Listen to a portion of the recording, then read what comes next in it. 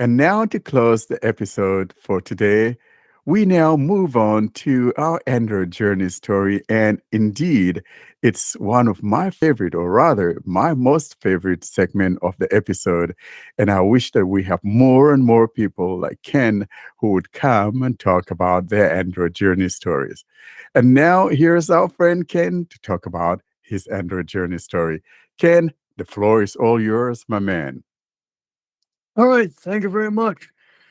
Hey guys, my name is Ken. For those that are watching, I come from the state of Texas, and I just got my first Android phone in December of last year for Christmas, actually. But that doesn't where my Android journey, that's not where my Android journey starts. It actually starts in someone's house. And they actually had an Android phone over there. Someone at someone's house had an Android phone. I don't really know. It was back in like 2011, 2012, or I don't know. Either that or no, it was, you know what? I take it back. It was some family member that I think it was my uncle that had an Android phone back then in like 2008 or 9. It was like one of those, it was a touchscreen. I don't remember which one, but it had a case on it. I didn't know about screen readers at the time. My first time didn't come until a little later, but I'll get to that. So back to that part where I said I thought that's where it started in like 2013. Well, it kind of did in 2013 start, but I didn't I felt a Samsung phone for the first time. The home button, you know, when the older Android phones it had an oblong button. Well, uh, that's what I felt. I felt on the bottom. There was an oblong button. Mostly, it was either plastic or I don't know. It might have been plastic or metal. The button was. I don't know. But my Android journey basically starts with me feeling the Android phone. That's where it basically starts. Um, Another family member, uh, since they knew I was blind, they found an app on their Android phone that at the time, like at the time of when it was available, it was an app that would let you know that uh that it would I don't know, it would I guess try and show someone's face. You would try and I guess detect someone's face, and as it does it, it would make a certain sound to indicate that it was that person. It's kind of hard to it's kind of hard to describe, but it was an app made for blind people that this person downloaded. However, I didn't know Android itself had a screen reader until about 2014 or 2015. So I looked on YouTube, right? I was looking on YouTube and I had a iPhone at the time in like 2015. I had the iPhone 6. I looked on YouTube and it's like, let me look up talkback videos. It was either 2015 or 2016, somewhere around there.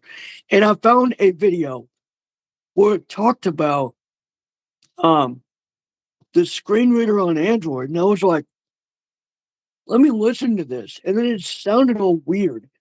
And then, like, it was kind of weird that talkback sounded like that. And when I looked at other videos, my grandpa at the time, I think, had an Android phone. And I think it was like the S8, like in like 2017 or 18. I don't know. But it was sometime around that. And I was gonna make an attempt to look at a to look at uh you know, a screen reader on an Android phone. Well,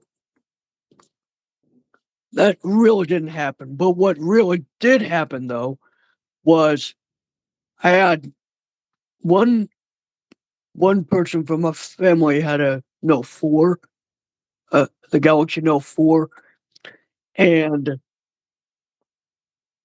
so I had them turn on TalkBack, and I was like, I can't really hear it, and they just turned it off because they didn't want it on their phone at the time. That's that's actually proof that TalkBack was available on a Samsung phone before voice assistant took over. After that, in 2017, someone that was helping me at a recreation center turned on, like, got a screen reader. I think it was Shine Plus. If you ever heard of that, um, Yes, there was Shine Plus. I think that Shine Plus came through, I want to say maybe 2017, or was it even in 2016? I don't remember. I still have the APK, by the way. I really like that screen reader. It was beautiful, but a little bit convoluted. now fast forward to like 2018, I was in a typing class and I heard someone's Android phone go off, and it was a message to someone. Someone was reading off a message or something, and I was like, "That's cool." So I got to hear talk back again in person, and it was like, "Oh wow, like that's a pretty cool thing that blind people can use Android." And I was like, I wasn't like, I never, I never said blind people couldn't use Android. It just at the time wasn't as good as it is now. But that was one time. Now to get to my actual experience with Android, this is where it really starts. I was late to the party. Let me tell you, late. So, my first Android device, get ready for this. It was the RCA Voyager 3 Android tablet. It was less than $50, had 960 megabytes of RAM, and 16 bytes of internal storage. But anyways, I looked at the tablet. I liked the tablet. I liked the Google Now launcher. It was a great launcher. Uh, I I liked the Play Store. To tell you the truth, my my Android experience really didn't kick off until 2019. That's why I said that this is where I actually started doing Android. So I bought the tablet myself, by the way. I bought it from Walmart, and it was something that someone recommended a little bit, kind of. And I was like, let me just get myself involved in Android real quick, because I never really got into Android, really. And I was like, uh, I mean, come to find out, this thing doesn't have accessibility out of the box. You have to actually set it up, and then you'll get your accessibility. It doesn't have accessibility at the start, which is bad. I mean, sure, starting with the Nexus 7 tablet or whatever, you could set up an Android device with TalkBack, but it's for like the more known brands, I think. Tell us, Ken, about some of the challenges that you faced. Of course, you've indicated the difficulty of not being able to start TalkBack on your own, and then you are now on a new phone. Tell us, what phone do you have? What phone did you get for Christmas that is now your Android device? Well, first of all, let me go ahead and answer let me just go ahead and answer, well, reply to the first comment. Getting accessibility on that RCA Voyager tablet was not an easy task. I had to have sighted assistants to get me through the setup, and they had to go through the settings to even get it to turn on, and I didn't even have the shortcut on. And there was a problem when I installed something like another speech synthesizer. I tried to get another speech synthesizer onto that Android device, but there was a tablet that I got last year for my birthday last year that completely solved all my problems.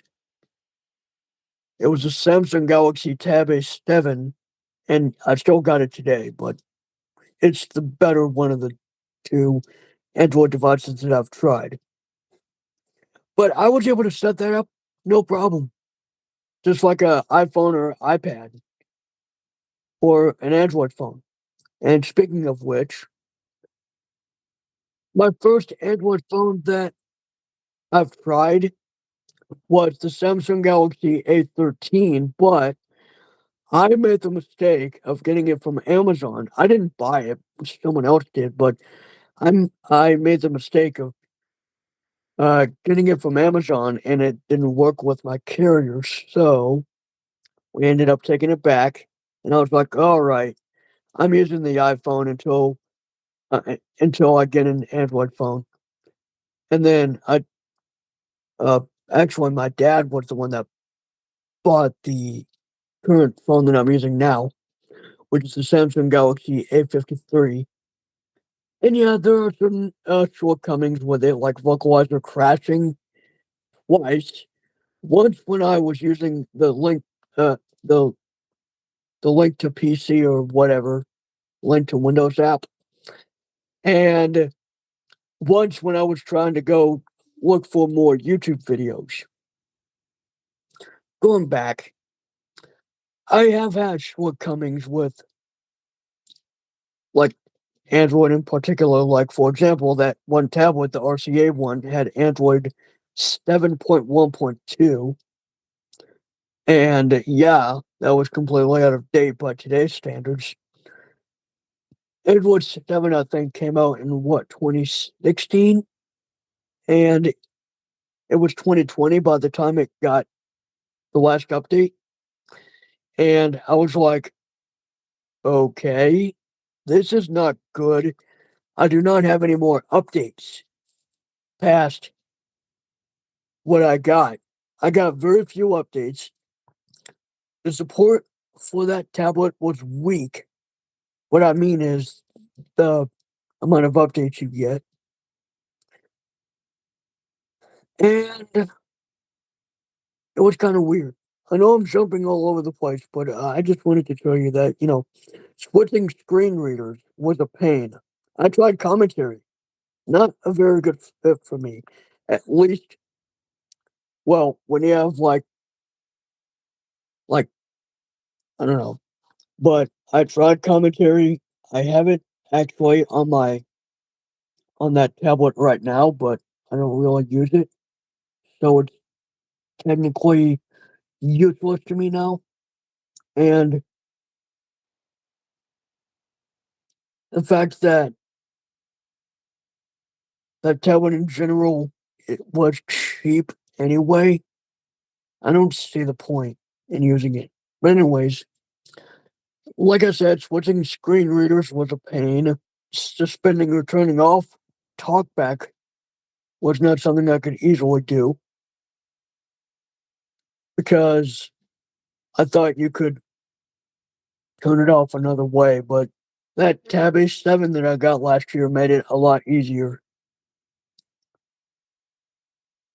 Wonderful.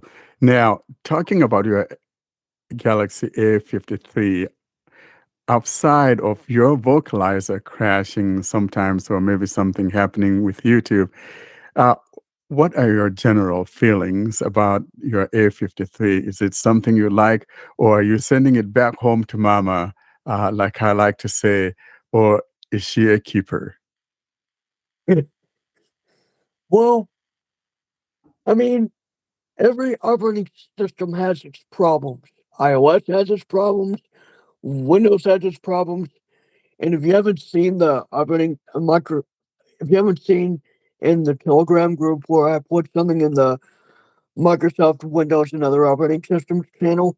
I actually tried out Linux and I like it a little bit.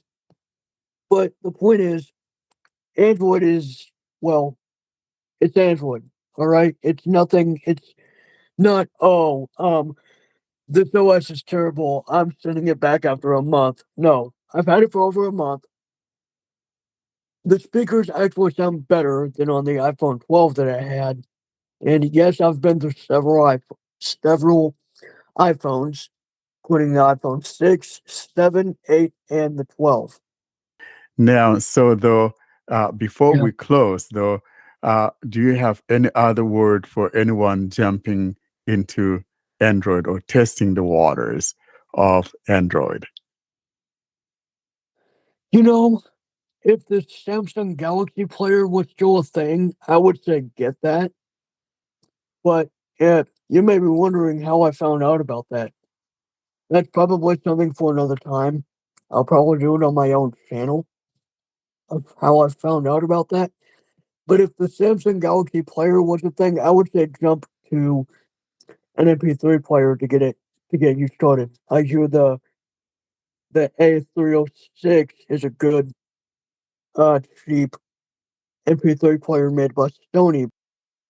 Wonderful. Well, thank you so much, Ken. And like I said, this is one of my favorite segment because everybody's experience is different, and hence the reason why I like these Android journey stories. Yeah. And thank you so much, Ken, for coming to talk about your Android journey story. And folks, unless someone has a question for Ken, I think we'll be bringing this baby to a close.